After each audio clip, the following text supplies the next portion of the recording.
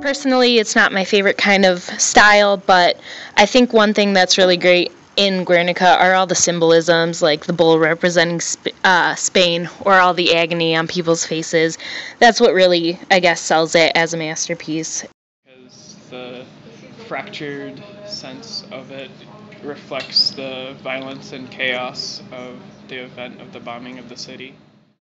I feel like it might be kind of distracting for somebody that doesn't really understand it.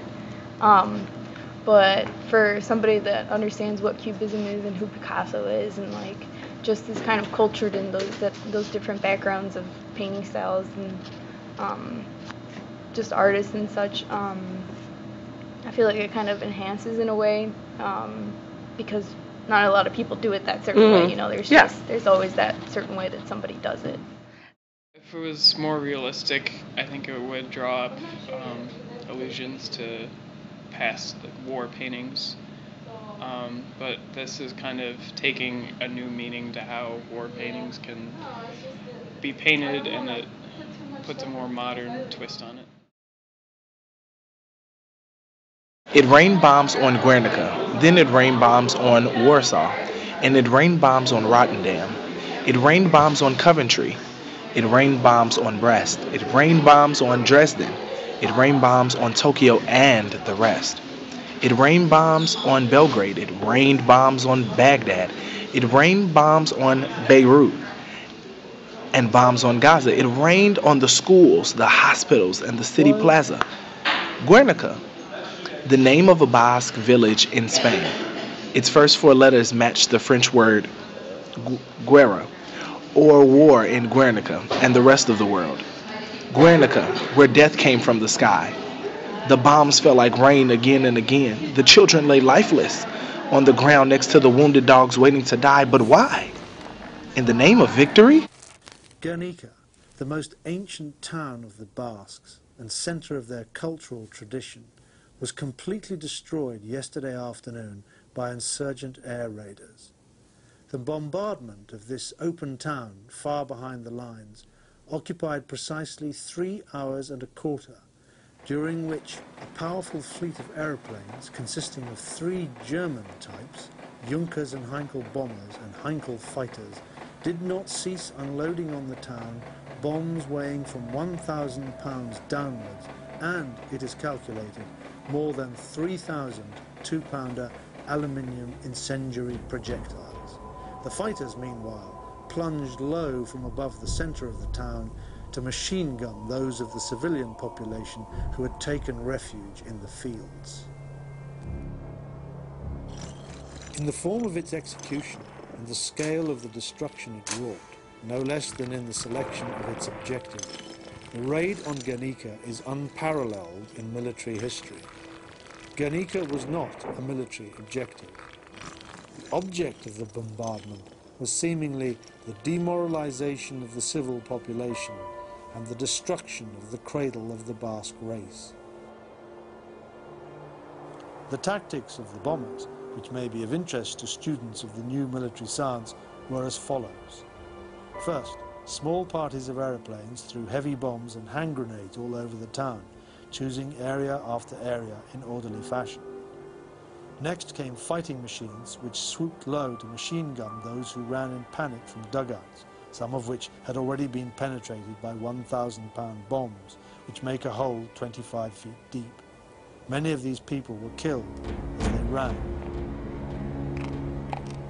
A large herd of sheep being brought into the market was also wiped out. The object of this move was apparently to drive the population underground again, for next as many as 12 bombers had appeared at a time, dropping heavy and incendiary bombs upon the ruins. The rhythm of this bombing of an open town was, therefore, a logical one.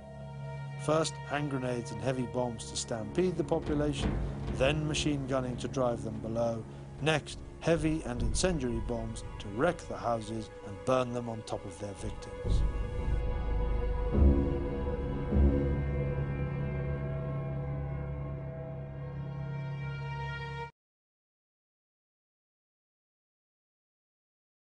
In my perspective, I think this event was taken way too far as just practice on people who are non-combatants and not armed and not have anything to do with the war.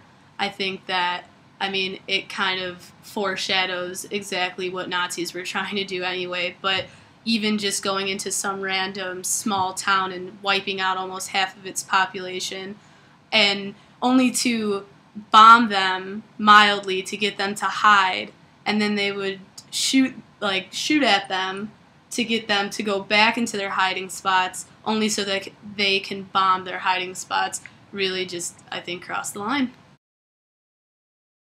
Well, I guess the first thing to get out of the way is that I think most people believe that as a veteran I would be very pro or hawkish about war. The truth is that what it does is it gives me a vantage point of what soldiers go through, but that's kind of where it ends. Having that perspective, I oftentimes hear how war affects a person, right?